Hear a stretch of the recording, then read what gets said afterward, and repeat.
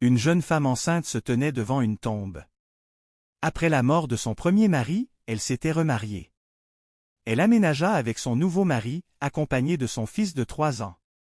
Le second mari, très riche, n'avait au début aucun problème avec la présence de l'enfant. Plus tard, la femme donna naissance à leur enfant. Le mari était ravi, mais son comportement changea.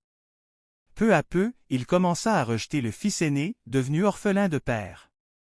Il ne jouait plus avec lui, ne s'occupait plus de lui et supportait de moins en moins sa présence dans cette grande maison. Un jour, le mari revint du travail avec un vélo neuf pour son fils biologique. Le grand frère regardait tristement son petit frère pédaler à l'intérieur de la maison. La mère demanda alors à son mari d'acheter un vélo identique pour l'aîné, mais il refusa catégoriquement « Je ne suis pas responsable de lui. Si tu continues à parler de cet enfant, je le mettrai dehors. » La mère resta silencieuse, le cœur brisé.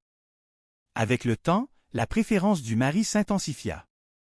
Son fils biologique entra dans une école privée très moderne, tandis que l'orphelin fut envoyé dans une école modeste, simplement parce qu'il ne portait pas son nom.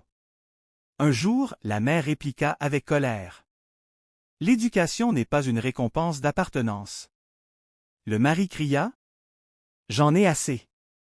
Je ne veux plus le voir dans ma maison. » Le garçon s'accrocha à sa mère, les larmes aux yeux, et lui dit doucement.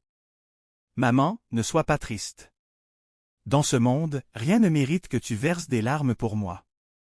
Pour que tu ne souffres plus d'aucune humiliation, je vais partir. » Il prit ses affaires et se dirigea lentement vers la porte. Le cœur de la mère brûlait. 1000 pensées traversaient son esprit. Où va-t-il aller? Où va-t-il dormir? Que mangera-t-il? S'il tombe malade, qui prendra soin de lui? Elle leva les mains vers le ciel et dit, « Mon Dieu, je te confie mon fils orphelin.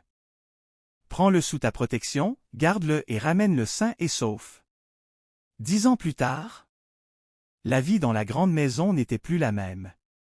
L'entreprise du mari commença à chuter. Les mauvaises décisions s'enchaînèrent, les dettes s'accumulèrent, et peu à peu, la richesse disparut. Les voitures de luxe furent vendues. La grande maison fut hypothéquée. Les amis, autrefois nombreux, disparurent un à un. Le fil